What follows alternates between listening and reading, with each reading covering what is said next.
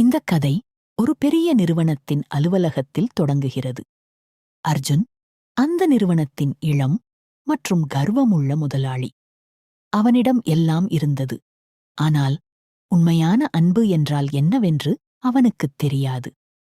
அவனது பார்வையில் பெண்கள் அனைவரும் பணத்திற்காக ஆசைப்படுபவர்கள் மட்டுமே. அன்று ஒரு புதிய நேர்காணல் இன்டர்வியூ நடந்து கொண்டிருந்தது. அஞ்சலி என்ற பெண் அந்த அறைக்குள் நுழைந்தாள். அவள் மிகவும் எளிமையானவள். ஆனால் அவளது கண்களில் ஒரு தனி தைரியம் இருந்தது. அர்ஜுன் அவளை ஏளனமாகப் பார்த்து, "உன்னைப் போன்ற ஒரு சாதாரண பெண்ணுக்கு இந்த வேலை தேவையா? அல்லது என் பணத்தைப் பார்த்து ஆசைப்பட்டு வந்தாயா?" என்று கேட்டான். அஞ்சலி சற்றும் அஞ்சாமல், "சார், நான் என் உழைப்பிற்காக இங்கு வந்திருக்கிறேன். உங்கள் பணத்தைப் பார்த்து அல்ல.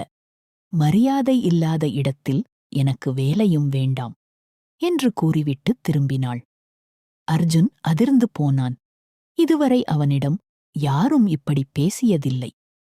அவளது அந்த தைரியமும் அந்தப் பார்வையும் அர்ஜுனின் இதயத்தில் ஏதோ ஒரு மாற்றத்தை ஏற்படுத்தியது. அர்ஜுன் அவளை தடுத்தான்.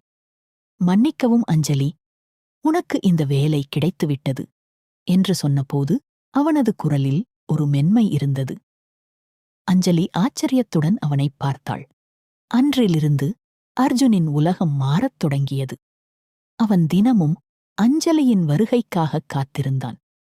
ஒரு நாள் அலுவலகத்தில் வேலை முடிந்து இருவரும் வெளியே வந்தபோது பலத்த மழை பெய்தது. அர்ஜுன் தனது குடையை அஞ்சலிக்குக் கொடுத்தான். இருவரின் கைகளும் ஒருவருக்கொருவர் தொட்டபோது அர்ஜுனின் உடலில் ஒரு புது உணர்வு ஏற்பட்டது. அஞ்சலியின் மழையில் நனைந்த கூந்தலும் அவளது புன்னகையும் அர்ஜுனை முழுமையாகக் கட்டிப் போட்டது. ஒரு கல் நெஞ்சக்காரன் இப்போது ஒரு காதலனாக மாறத் தொடங்கியிருந்தான்.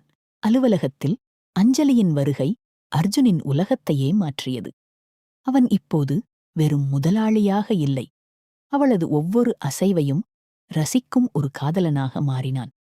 அஞ்சலி வேலை செய்யும்போது அவளையே உற்றுப் பார்த்துக் கொண்டிருப்பான். அவளது அந்தச் சிறிய புன்னகைக்காக அவன் எதையும் செய்யத் துணிந்தான். ஒரு நாள் மாலை அலுவலகத்தில் அனைவரும் சென்ற பிறகு அர்ஜுன் அஞ்சலியைத் தனது அறைக்கு அழைத்தான். "அஞ்சலி, இன்று ஒரு முக்கியமான மீட்டிங் இருக்கிறது. நீ என்னுடன் வரவேண்டும்" என்று ஒரு சிறிய பொய்யைச் சொன்னான். உண்மையில் அவன் அவளுடன் தனியாக நேரம் செலவிட விரும்பினான். இருவரும் ஒரு அழகான மலைப்பாதை வழியாக காரில் சென்றனர். திடீரென்று கார் பழுதாகி நின்றது. அஞ்சலி பயந்தாள். ஆனால் அர்ஜுன் அவளது கையைப் பிடித்துக்கொண்டு, "பயப்படாதே, நான் இருக்கிறேன்" என்று மென்மையாகச் சொன்னான். நிலவொளியில் அஞ்சலியின் முகம் தேவதை போல பிரகாசித்தது. அர்ஜுன் அவளது கண்களை ஆழமாகப் பார்த்து, "அஞ்சலி, என் வாழ்க்கையில் உன்னைச் சந்தித்த பிறகுதான் நான் உண்மையாகச் சிரிக்கக் கற்றுக்கொண்டேன்" என்று தனது இதயத்தைத் திறந்தான். அஞ்சலி மௌனமாக இருந்தாள்.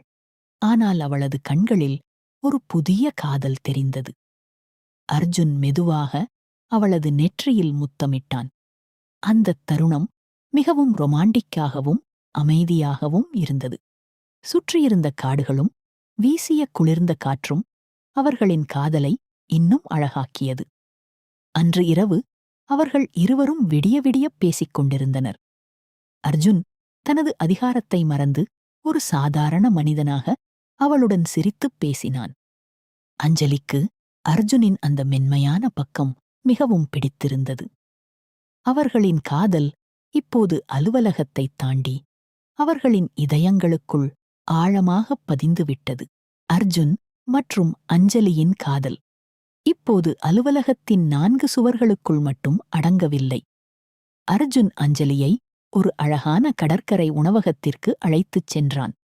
அங்கே மெழுகுவர்த்திகள் எரிய, கடல் அலைகளின் ஓசை பின்னணியில் ஒலிக்க ஒரு மாயாஜால சூழல் நிலவியது. அர்ஜுன் இன்று தனது காதலைச் சொல்லியே தீர வேண்டும் என்று உறுதியாக இருந்தான். நிலவொளி கடலில் பிரதிபலிக்க அர்ஜுன் மெதுவாக அஞ்சலியின் கையைப் பிடித்துக் கொண்டான். "அஞ்சலி, நான் இதுவரை எதற்கும் யாரிடமும் பணிந்ததில்லை. ஆனால் உன் முன்னே நான் என் இதயத்தையே இழந்துவிட்டேன். உன்னால் என் உலகம் முழுமையாக மாறிவிட்டது என்று அவன் உணர்ச்சிகரமாகச் சொன்னான். அஞ்சலி ஆச்சரியத்தில் உறைந்து போனாள். அவளது இதயத் துடிப்பு அதிகரித்தது. அர்ஜுன் ஒரு அழகான மோதிரத்தை எடுத்து அவளிடம் நீட்டினான். என் வாழ்நாள் முழுவதும் உன் நிழலாக வர சம்மதமா என்று கேட்டான். அஞ்சலியின் கண்களில் ஆனந்தக் கண்ணீர் வழிந்தது. அவள் மெதுவாக அர்ஜுனின் மார்பில் சாய்ந்து கொண்டாள். உன் அன்புதான் எனக்குப் பெரிய பாதுகாப்பு அர்ஜுன். நானும் உன்னை நேசிக்கிறேன் என்று அவள் கிசுகிசுத்தாள். அந்தத் தருணம் மிகவும் ரொமாண்டிக்காக அமைந்தது. இருவரும் நீண்ட நேரம் ஒருவரை ஒருவர் பார்த்துக் கொண்டே இருந்தனர். அர்ஜுன் அவளது நெற்றியில் முத்தமிட்டு அவளைத் தனது நெஞ்சோடு அணைத்துக் கொண்டான். அந்த இரவு அவர்களின் காதலுக்குச் சாட்சியாக அமைந்தது. சுற்றியிருந்த மக்கள் அனைவரும் அவர்களின் அழகைப் பார்த்து வியந்தனர். ஆனால் அர்ஜுனின் குடும்பத்தில் ஒரு பெரிய பிரச்சனை காத்திருந்தது. அவனது தந்தை ஒரு அரசியல்வாதி. அவர் அர்ஜுனை ஒரு பெரிய தொழிலதிபரின் மகளுக்கு திருமணம் செய்து வைக்கத் திட்டமிட்டிருந்தார். இந்தச் செய்தி அஞ்சலிக்குத் தெரியவில்லை. அர்ஜுன் தனது காதலை பாதுகாப்பான முறையில் கொண்டு செல்வானா? அர்ஜுன் மற்றும் அஞ்சலியின் காதல் இப்போது ஒரு புதிய கட்டத்தை எட்டியது. அர்ஜுன் தனது தந்தையின் எதிர்ப்பைப் பற்றி அஞ்சலியிடம் மறைக்க விரும்பவில்லை. ஒரு மாலை நேரத்தில் இருவரும் ஒரு அமைதியான பூங்காவில் அமர்ந்திருந்தனர். அர்ஜுன் நிலாவின் கைகளை இறுக்கமாகப் பிடித்துக்கொண்டு, அஞ்சலி, என் தந்தை நமக்காக ஒரு பெரிய தடையை உருவாக்கியிருக்கிறார். ஆனால் உன்னை இழக்க நான் ஒருபோதும் தயாராக இல்லை என்று உறுதியாகச் சொன்னான். அஞ்சலி முதலில் பயந்தாள். ஆனால் அர்ஜுனின் கண்களில் இருந்த அந்த தீர்க்கமான காதல் அவளுக்குத் தைரியத்தைக் கொடுத்தது. அர்ஜுன், உன் அன்பு எனக்கு இருக்கும் வரை நான் எதற்கும் அஞ்ச மாட்டேன் என்று அவள் மென்மையாகக் கூறினாள். அர்ஜுன் அவளைத் தனது நெஞ்சோடு அணைத்துக் கொண்டான். அந்தத் தருணத்தில் அவர்களின் காதல் இன்னும் ஆழமாகவும் பலமாகவும் மாறியது. அர்ஜுன் தனது தந்தையிடம் நேருக்கு நேர் பேசத் தீர்மானித்தான். அவன் வீட்டிற்குச் சென்று, அப்பா, என் சொத்துக்கள் எனக்குத் தேவையில்லை, எனக்கு அஞ்சலிதான் வேண்டும், அவள்தான் என் உயிர் என்று கர்ச்சித்தான். அவனது தந்தை கோபமடைந்தார். ஆனால் அர்ஜுனின் உறுதியான முடிவைக் கண்டு அதிர்ந்து போனார். அர்ஜுன் தனது சொகுசு வாழ்க்கையைத் துறந்து அஞ்சலிக்காக ஒரு சாதாரண மனிதனாக வாழத் தயாரானான். அவன் அஞ்சலியின் வீட்டிற்குச் சென்று அவளது பெற்றோரிடம் ஆசி பெற்றான். நான் உங்கள் மகளை ஒரு மகாராணியைப் போலப் பார்த்துக் கொள்வேன் என்று சத்தியம் செய்தான். அஞ்சலியின் கண்களில் ஆனந்தக் கண்ணீர் வழிந்தது. இருவரும் ஒரு எளிய கோவிலில் திருமணம் செய்து கொள்ளத் திட்டமிட்டனர். அர்ஜுன் தனது விலை உயர்ந்த காரை விட்டுவிட்டு அஞ்சலியுடன் ஒரு சாதாரண பேருந்தில் பயணித்தான். அந்தப் பயணத்தில் அவர்கள் பகிர்ந்து கொண்ட சிரிப்பும் காதலும் விலைமதிப்பற்றது.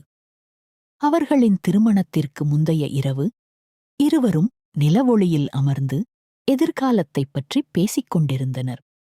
அர்ஜுன் அஞ்சலியின் கூந்தலில் ஒரு மல்லிகைப் பூவை வைத்தான்.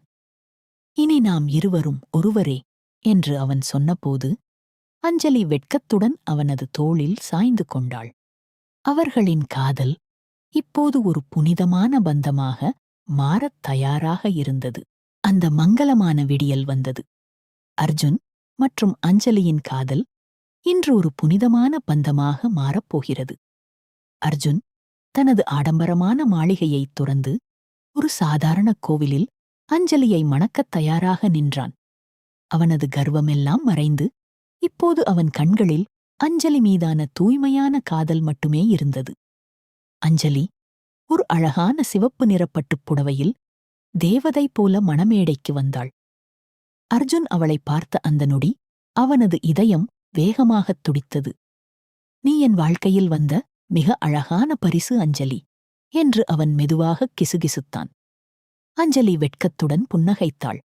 அவளது கண்கள் காதலால் மின்னின. கெட்டி மேளம் முழங்க அர்ஜுன் அஞ்சலியின் கழுத்தில் தாலியைக் கட்டினான். அந்தத் தருணத்தில் அவர்கள் இருவரும் ஒரு உயிரிரு உடல் என்று மாறினார்கள். அர்ஜுன் அஞ்சலியின் நெற்றியில் குங்குமம் வைக்கும்போது அவனது கைகள் லேசாக நடுங்கின. அது பயத்தினால் அல்ல, அவளை அடைந்த பெருமிதத்தினால். இருவரும் ஒருவரையொருவர் ஆழமாகப் பார்த்துக் கொண்டனர். திருமணம் முடிந்ததும் அர்ஜுன் அஞ்சலியை ஒரு சிறிய ஆனால் அழகான வீட்டிற்கு அழைத்துச் சென்றான். அங்கே நிலவொளி ஜன்னல் வழியாக உள்ளே வர அர்ஜுன் அஞ்சலியின் கையைப் பிடித்துக் கொண்டு சொன்னான், இன்று முதல் இந்த உலகம் உன்னை பார்த்துப் பொறாமைப்படும். நான் உன்னை ஒரு மகாராணியைப் போலப் பார்த்துக் கொள்வேன். அஞ்சலி அவனது மார்பில் சாய்ந்து கொண்டு, உன் அன்புதான் எனக்குப் பெரிய சொத்து அர்ஜுன் என்று கூறினாள். அர்ஜுன் அவளது நெற்றியில் மென்மையாக முத்தமிட்டு அவளைத் தனது அரவணைப்பில் சேர்த்துக் கொண்டான். அவர்களின் காதல் கதை அந்த ஊர் முழுமைக்கும் ஒரு பாடமாக அமைந்தது. உண்மையான அன்பிற்கு முன்னால் பணமும் அந்தஸ்தும் ஒன்றுமில்லை என்பதை அவர்கள் நிரூபித்தார்கள். நிலாவும் அர்ஜுனும் ஒருவரையொருவர் ஆழமாக நேசித்து என்றென்றும் மகிழ்ச்சியாக வாழ்ந்து வந்தார்கள்.